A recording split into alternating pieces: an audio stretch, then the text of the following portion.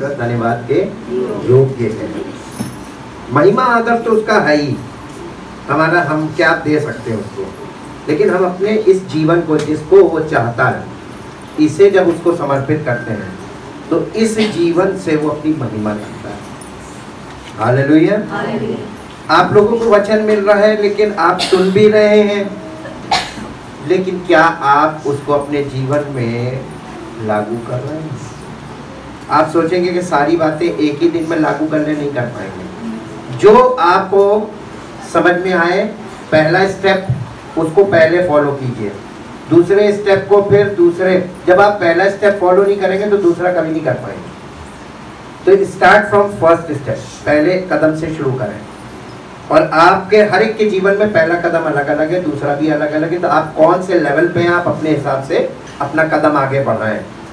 आज हम परमेश्वर के वचन की तरफ चल रहे हैं और परमेश्वर के वचन से पूरे हफ्ते हमने आपको जो पार्ट्स भेजे थे इसी को हम समाप्त करेंगे, इसी को हम कंप्लीट करेंगे। और इसी बात को देखने के लिए मेरे साथ सबसे पहले एक पद निकालिए जो आपको मिलेगा यूहन्ना रचित सुसमाचार 8 अध्याय उसका 31 और 32 पद, हिंदी में और फिर इंग्लिश में। यूहन्ना रचित सुसमाचार। तब यीशु ने उन यहूदियों से जिन्होंने यीशु मसीह पर विश्वास किया था कहा यदि तुम मेरे वचन में बने रहोगे, अगर तुम मेरे वचन में बने रहोगे तो सचमुच मेरे चेले ठहरोगे। तो सचमुच मेरे चेले ठहरोगे। आप अगर यीशु मसीह को फॉलो करना चाहते हैं तो आपको क्या करना पड़ेगा? उसने ये कहा ही नहीं कि चर्च में बने रहोगे। चर्च में तो लोग बने हुए हैं, लेकिन आप उसके वचन में बने हैं कि नहीं बने हैं? आप आते हैं, सुनते हैं, जाते हैं, आते हैं, सुनते हैं, जाते हैं। हम आपको एक बात आज और फिर से बता दें, रिमाइंड करा दें, दिन इससे भी भयानक आ रहे हैं और इससे भी ज्यादा कठिनाइयां आ रही हैं। बड़े बड़े चैलेंजेस आपकी लाइफ में आ रहे हैं। आपका लेवल क्या है? जब आप उन चीजों का सामना करने के लायक होंगे कि नहीं? आप एक बच्चे को अगर स्ट्रगल करना नहीं सिखाते अपने बच्चों को, तो आप ये समझ लीजिए कि बच्चे को इस संसार में मुसीबतों में मरने के लिए छोड़ देते हैं। क्योंकि अगर आपने स्ट्रगल किया तभी आप स्ट्रगल सिखाएंगे। आप स्ट्रगल में रहिए, आपका बच्चा भी स्ट्रगल में रहे, आप कभी नहीं फेल होंगे लाइफ में। Struggle makes a man mature. Struggling बहुत जरूरी है। विपत्तियों में बने रहना ये बहुत अच्छी बात है। आप कहेंगे बिल्कुल उल्टा, हाँ, संसार से बिल्कुल उल्टा। संसार आराम ढूंढ रहा है, संसार विश्राम ढूंढ रहा है और विश्राम कहीं मिलेगा नहीं। प्रभु यीशु मसीह ने कहा, हे सब परिश्रम करने वाले बोझ से दबे हुए लोगों, मेरे पास हो, मैं तुम्हें विश्राम दूंगा। विश्राम मिलेगा कहां? प्रभु यीशु मसीह क्या था? वचन। वचन देहधारी हुआ और वचन ने उद्धार का काम किया, पाप के बोझ से मुक्त करने का। और पवित्र आत्मा यानी मसीह ने अपना आत्मा दिया ताकि जब हमें पापों की क्षमा मिले, मसीह का आत्मा मिले, तुम इन वचनों में बने रहो। ये था मसीह का काम।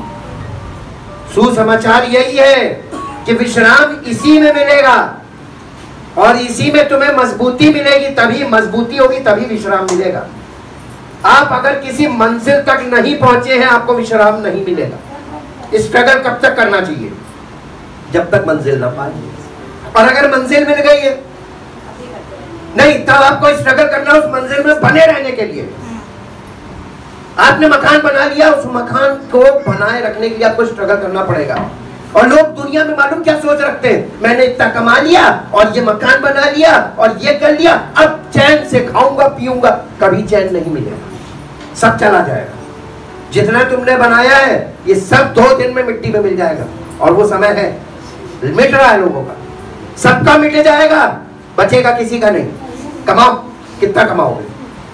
और कमाइयां भी जाती रही। अब तुम उतना कमा के दिखाओ जितना तुम्हारे बाप दादों ने कमाया। है किसी की क्षमता? तो कैसे स्ट्रगल करोगे बताओ? सब आराम ढूंढ रहे हैं, विश्राम ढूंढ रहे हैं, और सबके प्राण तरस रहे, तड़प रहे हैं। यहाँ पे देखिए यीशु मसीह अपने उन चेलों से जो उन यहूदियों से जिन्होंने यीशु मसीह पर विश्वास किया था, कहा यदि तुम मेरे वचन में बने रहोगे तब सचमुच मेरे चेले ठहरोगे, यानी सच्चे चेले तुम ही ठहरोगे। तुम सत्य को जानोगे, और जब तुम मेरे वचन में बने रहोगे तब तुम सत्य को जानोगे। और सत्य तुम्हें स्वतंत्र। काहे से? यहूदी लोग कहने लगे कि हम तो अब्राहम की संतान है, हम किसी के गुलाम नहीं है। अब्राहम की संतान का मतलब राजाओं का वंश, हम किसी का गुलाम नहीं है। आगे आप घर में पढ़ लीजिएगा, यीशु मसीह कहने लगा जो पाप करता है वो पाप का गुलाम है। क्या हम अभी तक पाप में जीवन व्यतीत कर रहे हैं? हम गुलामी में हैं। अब पाप में जीवन व्यतीत करने का कारण है शरीर। हम शारीरिक जीवन जीते हैं, शरीर की अभिलाषाओं में लगे हुए हैं। आप कितनी भी इनकम कर लीजिए, आप इस शरीर को कभी संतुष्ट नहीं कर पाएंगे। अपना तो छोड़ दीजिए, अपने बच्चों का भी नहीं कर पाएंगे। और उसके पीछे तीसरी जनरेशन खड़ी है, आपके बच्चों के बच्चे। जब आप अपना नहीं कर सकते, अपने बच्चों का नहीं कर सकते, तो उनका तो बिल्कुल ही नहीं कर सकते जी। इसको इंग्लिश में पढ़िए। So Jesus said to those Jews who had believed in him, if, अगर, डेफिनेट नहीं है कि सब लोग ऐसा कर पाए, अगर तुम, if you believed, abide in my word, abide का मतलब मैंने कल आपको बताया था ना, abide का दूसरा वर्ड इंग्लिश में remain। remain का मतलब है continuously। आप उसके वचन में कंटिन्यू बने रहेंगे तब आप, तब कुछ एक चीज होगी। If you continue in my word, hold fast to my teaching. ये अबाइड का मतलब एक और यहाँ पे थोड़ा सा खोल के एक्सप्लेन किया है, to hold fast to my teaching, यानी यीशु मसीह की शिक्षाओं को पकड़े रहोगे। अबाइड का मतलब एंड लिव, और उसी के अनुसार जीवन व्यतीत करोगे तो इन अकॉर्डेंस विद देम, उन्हीं के अनुसार जीवन व्यतीत करोगे तो you are truly my disciple, तब तुम मेरे चेले ठहरोगे। और जब तुम इस दशा में रहोगे तब तुम वास्तव में सत्य को जानोगे। एंड ट्रुथ विल सेट, और वो सत्य तुम्हें स्वतंत्र करेगा। काहे से? पाप से। पाप से। और जब तुम पाप से छूट जाओगे, एक दिन में नहीं होगा, एक दिन में, ये प्रोसेस है। ये जो बात बोली जा रही है 2 लाइन में तो बोली जा रही है, और इस 2 लाइन को कभी भी ये मत सोचिएगा कि हम हैं। वो तो आपकी जिंदगी से तब दिखाई देगा जब आपके जीवन से मसीह की सामर्थ्य प्रकट होने लगे। फल दिखेंगे, फल दिखेंगे, आत्मा के फल। और अगर अभी नहीं दिख रहे, इसका मतलब अभी शुरू भी नहीं किया। बहुत से लोगों ने शुरू कर दिया, बहुत से लोग अच्छा आगे जा रहे, बहुत से लोगों ने अभी शुरू किया, और बहुत से लोगों ने अभी शुरू नहीं किया। वो विचार कर रहे, अभी माइंड प्रिपेयर कर रहे, करें कि ना करें, करें कि ना करें। रास्ता कठिन लगेगा हर चीज आपको तब तक कठिन लगेगी जब तक आप बैठ के सोचते रहेंगे। पानी के किनारे खड़े होकर सोचिए मैं तैरना सीखना मांगता हूँ, लेकिन कूदूं कैसे? और कोई पीछे धक्का मार तो हाथ पैर चलाओगे ना, तो अचानक से विपत्ति आएगी, तुमको घसीट लेगी, उसके बाद तुम सीख जाओगे। आओ समझ में आ गया। तब तुम्हें भरोसा किस पे रखना? अब तो गिरी गए तब तुम्हें वचन याद आएगा, हाँ मैंने सुना था, अब हाथ पैर चला रहा हूं, प्रभु बचा ले। ये स्ट्रगल है लाइफ के लिए। एक पद निकालिए, यिर्मयाह नबी की पुस्तक, उसका 32 अध्याय का 33 पद पढ़िए। द बुक ऑफ यिर्मयाह, प्रोफेटिक वर्ड है। 32 अध्याय का 33 पद, हिंदी में यिर्मयाह नबी की पुस्तक। उन्होंने मेरी ओर मुंह नहीं पीठ ही फेर दी है। परमेश्वर का वचन सुनने वाले लोगों से परमेश्वर की शिकायत है, सुनने वालों से जो वचन सुन रहे हैं। उन्होंने मेरी ओर मुंह नहीं किया वरन पीठ फेर ली। यद्यपि मैं से बड़े यत्न से सिखाता आया हूँ, तो भी उन्होंने मेरी शिक्षा को नहीं माना। देखिए, जब आप वचन को सुनते हैं और उसको फॉलो नहीं करते हैं, इसका मतलब आप परमेश्वर के उपयोग करते हैं।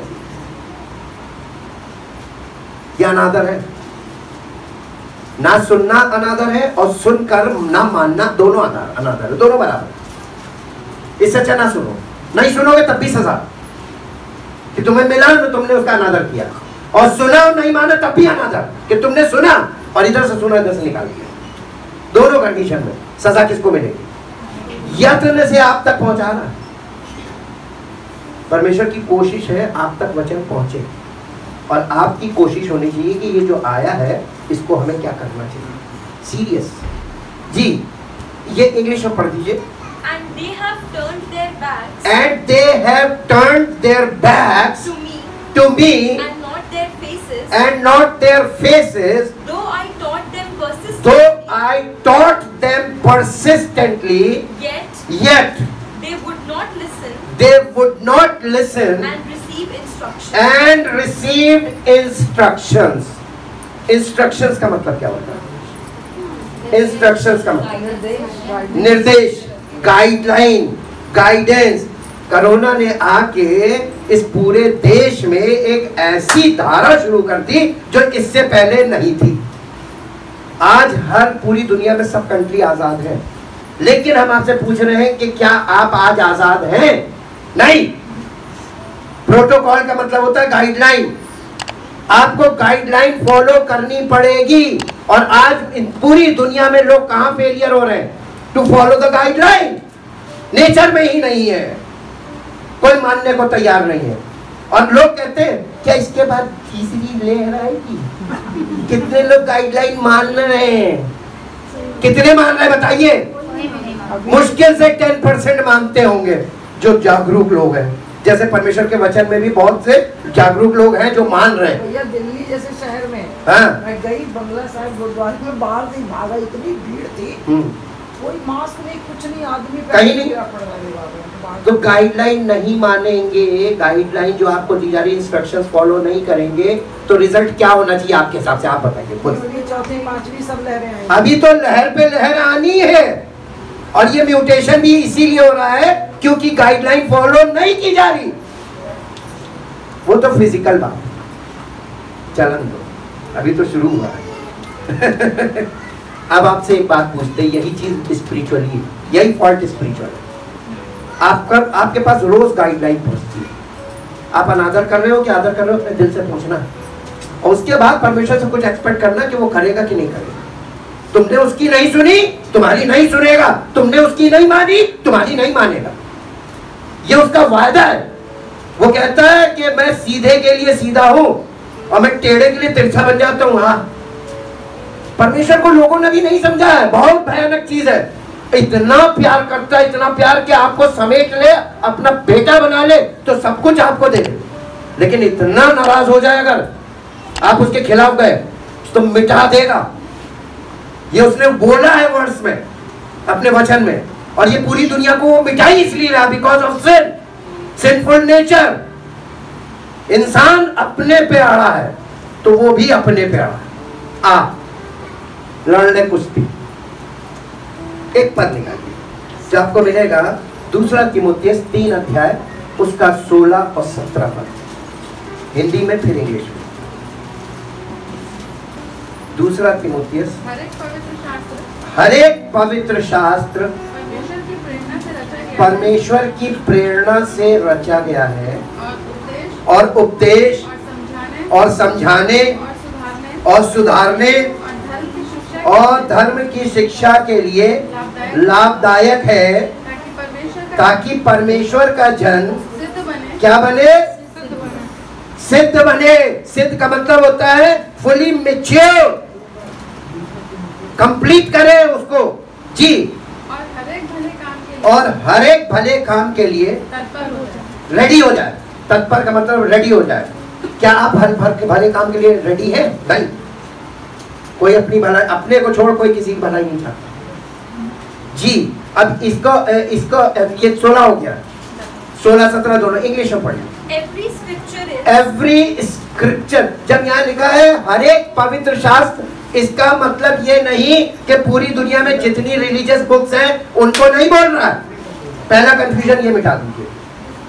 इंग्लिश में लिखा है एवरी स्क्रिप्चर, वो इसकी बात कर रहा है। Only the book of Bible, पवित्र शास्त्र ये है। और ये 66 किताबें हैं इसमें, इनकी 66 किताबों के बारे में बोल रहा हूँ। The whole book, every scripture में every book of the Bible जी इज गॉड ब्रीथ। इसके ये जो 66 किताबें, ये परमेश्वर की सांसें हैं जी। Given by his inspiration and profitable for instruction. And profitable, इसका प्रॉफिट क्या आपको मिलेगा? फायदा। Profitable for पहली बात बस, for instructions। आपको सबसे पहले वचन क्या करेगा? इंस्ट्रक्शंस देगा। अब आप सोचिए कि हम दुआ करेंगे काम हो जाएगा, करके दिखा दो। मैं स्टैम्प पेपर पे ये दावा करता हूं, लिखकर, कोई अपनी धार्मिकता से कुछ करके दिखा दे। अगर परमेश्वर का वचन गलत हो जाए, और परमेश्वर ने अपने नाम से ज्यादा अपने वचन को इज्जत दी है। ये परमेश्वर की सांसें हैं, और परमेश्वर की सांसें कभी गलत नहीं हो सकती। सबसे पहला काम परमेश्वर के वचन का क्या है? इंस्ट्रक्शन। इंस्ट्रक्शन को आप देखिए, इंस्ट्रक्शन कहते किसको? मार्गदर्शन। आप कोई भी चीज खरीद के लाइए, आपको इंस्ट्रक्शन मिलेगा, और बिना इंस्ट्रक्शन के आप असेंबल भी नहीं कर सकते और उसको यूज भी नहीं कर सकते। आप मोबाइल खरीद के लाइए, लेटेस्ट मोबाइल, और उसको एकदम तड़ातड़ यूज करके दिखा दीजिए। अरे आपको कई महीने लग जाते हैं उसकी हर चीज को समझने में, और जब तक आप उसको पूरा समझते हो वो पुराना हो जाता, आउटडेटेड हो जाता, फिर नया। हालेलुया जी। इंस्ट्रक्शन के ऊपर हम फोकस करेंगे, एक पॉइंट लेंगे इसका, इंस्ट्रक्शन। इंस्ट्रक्शन की वैल्यू क्या है हमारी जिंदगी में? आप कितने लोगों को इंस्ट्रक्शन पसंद है? मैं बहुत पसंद है, हमें इतने पसंद है क्योंकि मैं टेक्निकल आदमी हूँ। मुझे ये मालूम है। आपको मैं कुकिंग से बताऊं, आपको कोई कढ़ी बनाना बताए, रेसिपी कढ़ी बनाना बताए, आप बहुत ध्यान से सुनिए, सब चीजों को रट लीजिए, और आप किचन में जाइए कढ़ी बनाने। आप कढ़ी बनाएंगे, वो टेस्ट जो उसके कढ़ी में था, वो टेस्ट जिंदगी में कभी नहीं आएगा। पूछिए क्यों? वही चीज तो लोग वचन के साथ करते हैं। आयतों को पढ़ लेने से, आयतों को याद करने से आपको कुछ नहीं मिलेगा। ये चैलेंज है, ये परमेश्वर का ही चैलेंज है। जब तक वो व्यक्ति खड़ा होकर आपके सामने उस रेसिपी को बनाए और आप उसको फॉलो करें, तब सेम टेस्ट आएगा। सेम पिक्चर क्यों नहीं आ रही है? कलीसियाएं बहुत है, सेवक बहुत है, बाइबलें पढ़ रही, पूरी दुनिया में सबके हाथ में आ गई, उसके बाद भी प्रभु कहाँ है? क्योंकि सब अपनी अपनी रेसिपी में काम कर रहे हैं। Everybody make his own recipe. इसको आप डिनोमिनेशन कह लीजिए, अपनी अपनी कलीसिया बना रहे हैं, और हर कलीसिया में अलग यीशु मसीह मिलेगा, अलग आत्मा मिलेगा। हालेलुया। क्या चीज मिस कर दी सबने? जोर से बोलिए, इंस्ट्रक्शन। अगर आपको सैनिक की प्रशिक्षण प्राप्त करने के लिए आपको क्या करना पड़ेगा? घर में एसी में लेटे क्या कर रहे हो? सेना की ट्रेनिंग कर रहे हो, हमें एसी में लेटे, अपने मोबाइल लेके लेटे हुए क्या कर रहे हो? आपका बेटा क्या कर रहा है? मिलिट्री की ट्रेनिंग कर रहा है। कहाँ है? अंदर है, एसी में लेटा। जिसने बूट की ठोकर नहीं खाई वो कभी सैनिक नहीं बन सकता। जिसने जंगलों में रातें ना बिताई हो, भूखा प्यासा ना रहा हो, सैनिक नहीं बन सकता। डिसाइपल की बात करते हो, किसके डिसाइपल हो? जो सैनिक बनने वाली दशा है ना, वही मसीही बनने की दशा है। और अगर सैनिक बनने की ख्याल नहीं है आपके अंदर, आपकी रूह कांपती है, आप मसीही नहीं बन सकते, ट्रू डिसाइपल नहीं बन सकते। ये वाली चीज आपको कहीं सुनने को नहीं मिलेगी। हार्ड सैनिक बनने के लिए जूतों की जो उनकी बूट होती है ना, उसकी ठोकर पड़ती है। हमने की है ट्रेनिंग। हम लोग फायरिंग पे गए थे, हम लोग को फायरिंग रेंज में ले गए, वहां पे लेटे समय कॉलेज में थे और वो फायरिंग हम लोग तफरी कर रहे थे। हमने वो नाल थोड़ी सी ऊपर उठाई और जब हम फायर कर रहे थे पीछे से उसने मारी लात खींच के, हालत खराब हो गई थी। नीचे नाल लगी होती लोहे की, बूट की, बहुत तेज लगी। कहने लगा लगी? हमने कहा हाँ। कह रहे इससे भी ज्यादा लगेगी तब बनेगा, टारगेट पे मार। वह मोहब्बत नहीं दिखाई जाती है, क्रूरता होती है, तब सैनिक तैयार होता है। क्योंकि आप दुश्मन के हत्थे लग जाएंगे तो आपको प्यार नहीं करेगा, कुछ करेगा नहीं। जो व्यवहार दुश्मन आपके साथ करेगा वो व्यवहार पहले से आपके साथ किया जाता है। इसीलिए लिखा हुआ नए नियम में, परमेश्वर जिसे बेटा बनाता उसे कोड़े लगाता पहले, और जो कोड़े खा लेता है, यीशु मसीह को देख लो, अपने पिता के दाहिने बैठा हुआ है, कोड़े खाने के बाद, मृत्यु पार करने के बाद वहां पहुंचा है। हम लोग कैसे पहुंचना मांगते हैं? आसानी बस दुआ करेंगे हो जाएगा काम, कभी नहीं होगा। लिख के ले लो, झूठ में मत फंसना। और सच्चाई इतनी हार्ड है, और अगर तुमने सच्चाई को ग्रहण कर लिया, अगर अब्राहम ने अपने बेटे को कुर्बानी पर लिटाकर मारने के लिए चाकू ना उठाया होता, साबित नहीं होता कि वो परमेश्वर से प्यार करता, हुक्म मान रहा।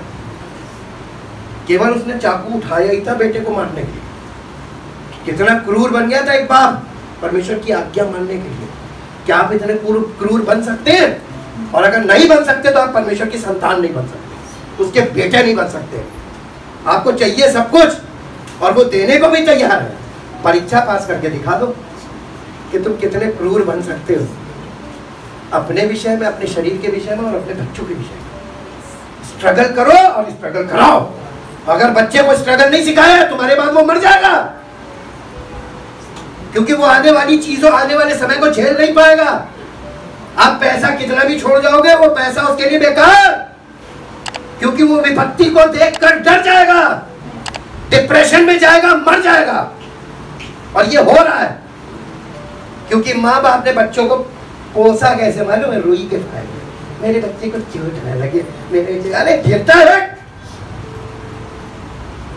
बच्चे को गिरने भी दीजिए और उसको उठाकर और मुलायम नहीं, जैसे फौज में व्यवहार किया जाता है, फौजी वाला व्यवहार उसके साथ रखिए। बच्चा एकदम फिट रहेगा, क्या मेरे बाप से ज्यादा कड़ा तो कोई नहीं हो सकता। और जिसका बाप कड़ा होता है ना, वो बच्चा बहुत डिसिप्लिन में आगे जाता है। और जिसके अंदर डिसिप्लिन आ गया बॉडी में, वो कभी फेल नहीं हो सकता। इंस्ट्रक्शंस होते हैं आपको डिसिप्लिन में लाने के। Hallelujah, follow the discipline.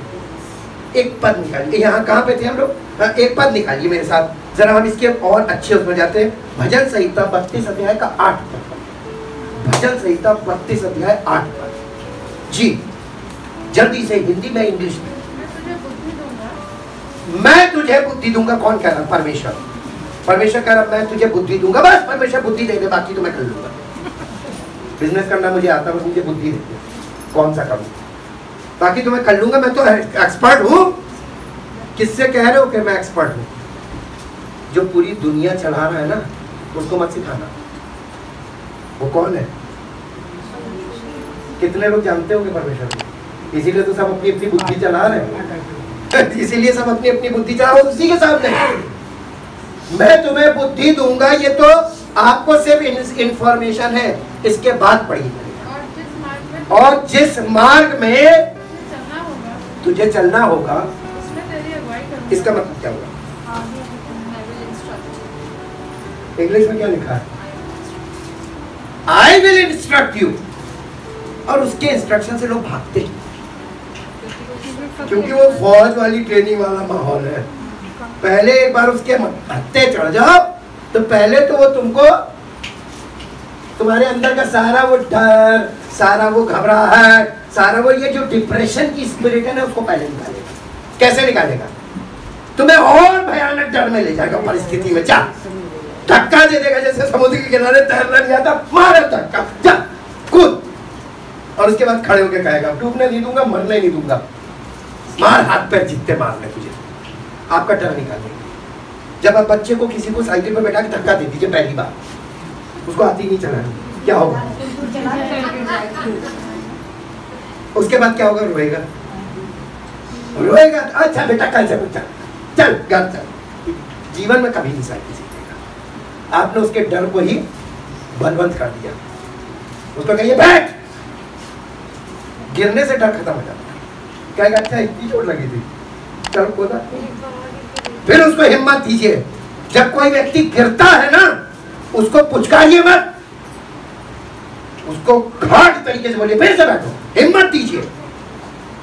आज के युग में आपने अगर मुसीबत में पड़े हुए को पुचकार दिया तो ये वही चीज है कि बच्चे को आपने गिरा, आप गोद में उठा लिए चल गए, अब मत चलाना। ये तुम्हारे लिए नहीं है, हम तुम्हें कार दिलाएंगे 4 व्हीलर, सीधे मौत के मुंह में जाएगा, सीधे मौत के मुंह में जाएगा। कार में क्या बच जाएगा? डर तो उसके अंदर बना ही रहा। इस डर को कहते हैं फोबिया। लोगों के अंदर फोबिया बैठा हुआ है। मैं साइकोलॉजिकल वर्ड यूज कर रहा हूँ। फोबिया के बारे में तुम जानती हो? Phobia, persistent fear. लोगों के अंदर डर बैठा हुआ। प्रभु की आज्ञा मानेंगे, पता नहीं कुछ काम नहीं हुआ तो शक है ना। वचन आपके पास आता है, शक करते हैं। बहुत से लोग फॉलो इसलिए नहीं करते क्योंकि शक करते हैं, डरते हैं, और ये फोबिया आपके अंदर बैठा हुआ है। जी पढ़िए, मैं जिस मार्ग में तुझे चलना होगा तेरी अगुवाई करूंगा और मैं तुझ पर कृपा दृष्टि, वही पानी में धक्का दिया, डूबने और मरने नहीं दूंगा, कृपा दृष्टि बनाए रखूंगा। जी, और समय समय पर तुझे सम्मति दिया करूंगा, काउंसलिंग। इंग्लिश में I the Lord will instruct you, teach you in the way you should go. I will counsel you with my eye upon you. मैं तुम पर दृष्टि गड़ाए रखूंगा, तुम्हें कहीं से गिरने और नष्ट नहीं होने दूंगा, लेकिन चोट लगने दूंगा। चोट लगे, चोट लगना बहुत जरूरी है ताकि तुमको ये अनुभव मिले कि सीखते समय चोटें लगती हैं, और वही चोट तो आपके लिए ब्रांड बनती है कि हमको ये गलती की थी तो ये चोट लगी। हालेलुया। जब आप कुछ नया सीखेंगे तो चोट लगेगी, और चोट लगना जरूरी है। अब आपको समझ में आया कौन आपको और हमको सिखाएगा? पास्टर नहीं सिखाएगा, हम खुद सीख रहे हैं, और हम आपके आगे आगे चल के दिखा रहे हैं। जब हम चल रहे हैं तो आप क्यों डर रहे हैं?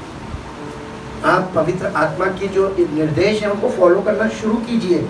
इसके साथ ही एक पद और निकालिए, नीति वचन 4 अध्याय का पहला पद।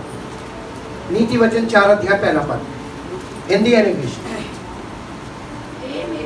हे मेरे पुत्रों, पिता की शिक्षा सुनो, पिता की शिक्षा सुनो और समझ प्राप्त करने में मन लगाओ। इंग्लिश में, Hear, my sons, the instructions of a father, and pay attention in order to gain and to know intelligent discernment, comprehension and interpretation of spiritual matters. आत्मिक बातों की हर प्रकार की डिटेल समझ लो। कौन देगा? पवित्र आत्मा। कैसे देगा? वचन से, और जो डेली दे रहा है, ऑलरेडी दे रहा है, और देकर आपसे बात कर रहा है। पे अटेंशन, उसमें ध्यान दो।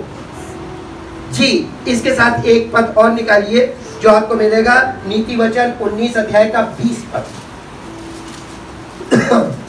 जी, सम्मति को सुन ले और शिक्षा को ग्रहण करो कि तू अंतकाल में अंतकाल में नहीं, अंतःकरण में बुद्धिमान ठहरे, अपने अंदर से बुद्धिमान ठहरे। इंग्लिश में पढ़िए।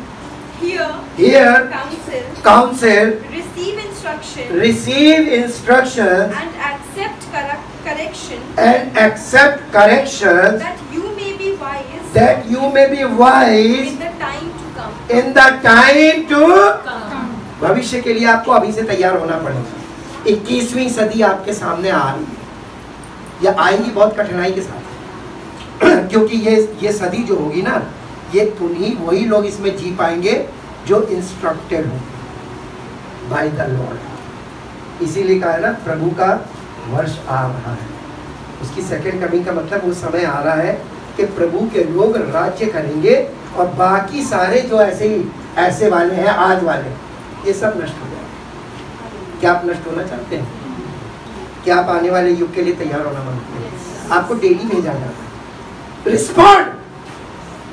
रिस्पॉन्ड करना शुरू कीजिए, हिसाब वही लेगा। नीति वचन 10 अध्याय का 17 पद, जल्दी से नीति वचन अध्याय 10-17 पद। जो शिक्षा पर चलता, जो शिक्षा पर चलता वह जीवन के मार्ग पर है। वो जीवन के मार्ग पर है,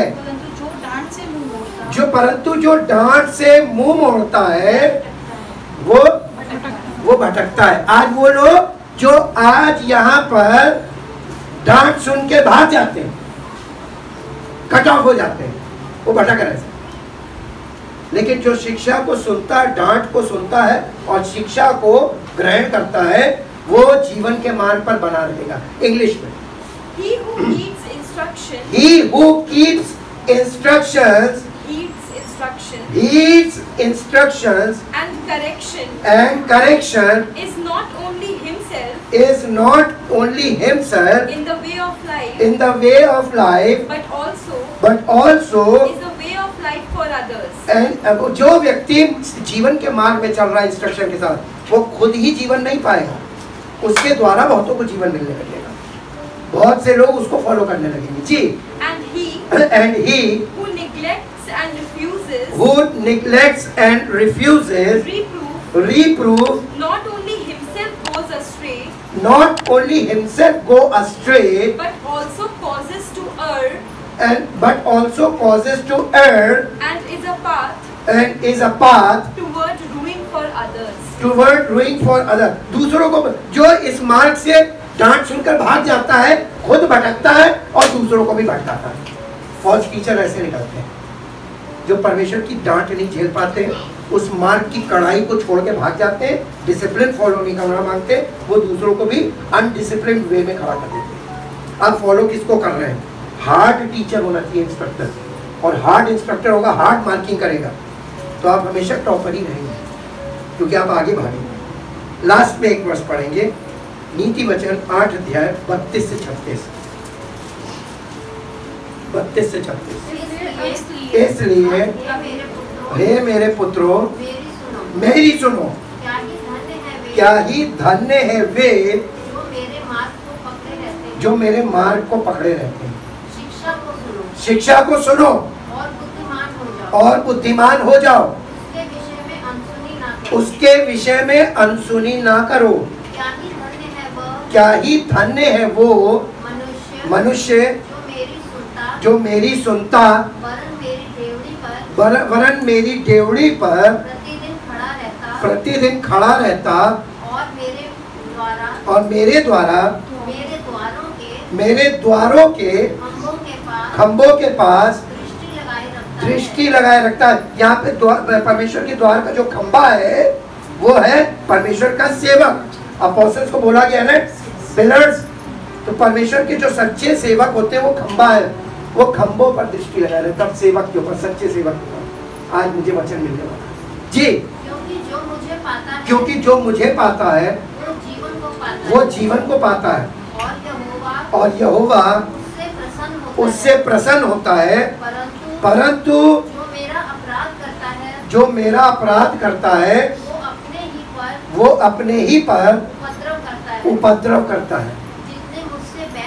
जितने मुझसे बैर रखते वे मृत्यु से प्रीति रखते हैं। इंग्लिश,